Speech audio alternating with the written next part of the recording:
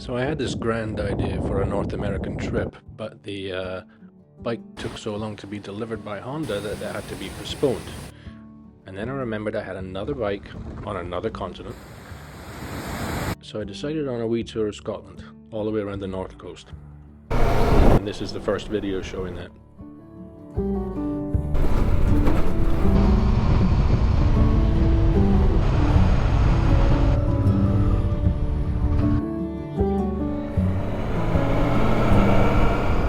The plan is to take this Honda NT700 from 2006 from the Isle of Wight on the south coast of England on a loop around the north coast of Scotland.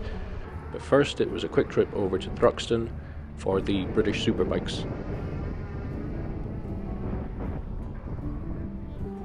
It was a great day out, great weather, really good access to the paddock, unlike any car race I've ever been to.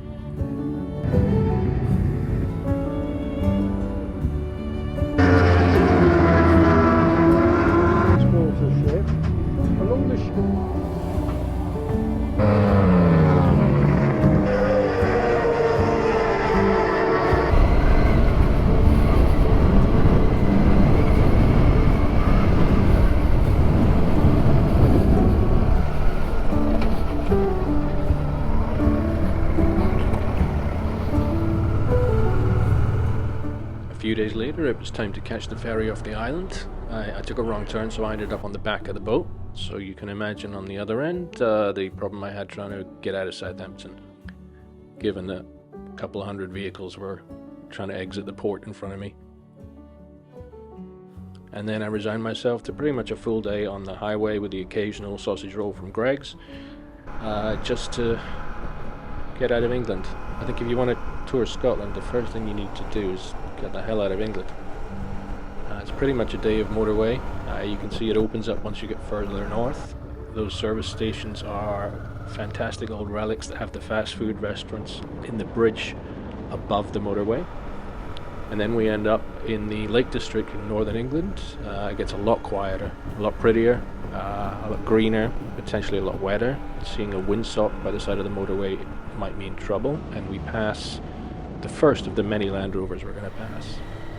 After that, I cut away from the motorway that leads to Glasgow and head more towards the east coast through the Scottish borders. This is the River Esk.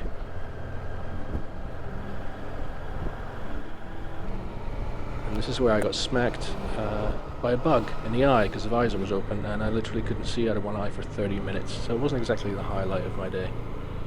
Passing through Gretna Green. I hadn't planned it, but I realised my route took me through Lockerbie, so I felt it was only right to go see the memorial from the plane crash tragedy. After that, for a bit of cheering up, I headed to the town of Moffat to go find some Moffat toffee in the local sweet shop, which is one of the few places you can buy that particular type of sweet. And then we got into the real Scottish borders, the rolling hills, what I pictured in my head, rather than the farmland. And I found a place called the Devil's Punch Bowl, which is way deeper than you'd think. Because there's no trespass laws in Scotland, as long as you're respectful, I thought I'd take a little walk.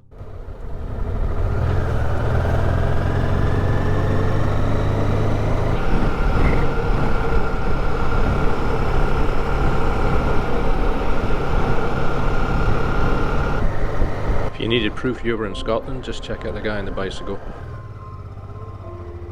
Plenty more bicycles. As it happened, I got here at the end of August and I had forgotten that the Fringe Festival, Film Festival, Book Festival, Jazz Festival, all of that's going on at the same time. That's why traffic in the centre was atrocious. It's also why you see so many people in the street.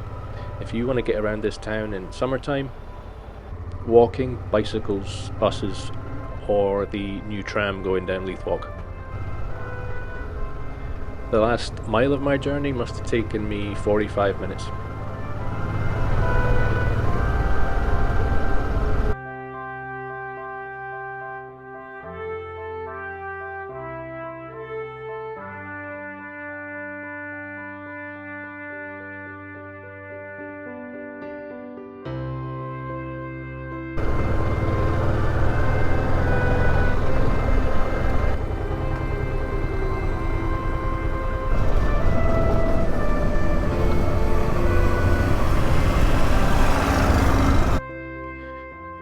It's easy to forget if you live here that it is one of the prettiest places in the world.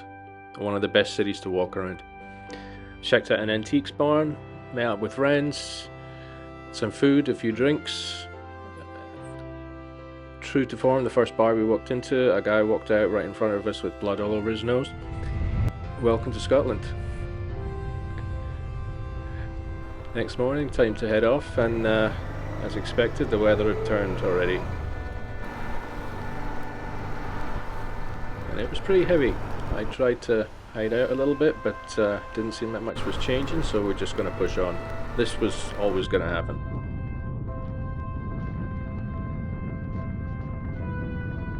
Didn't take long before we were headed north to a refreshing sight.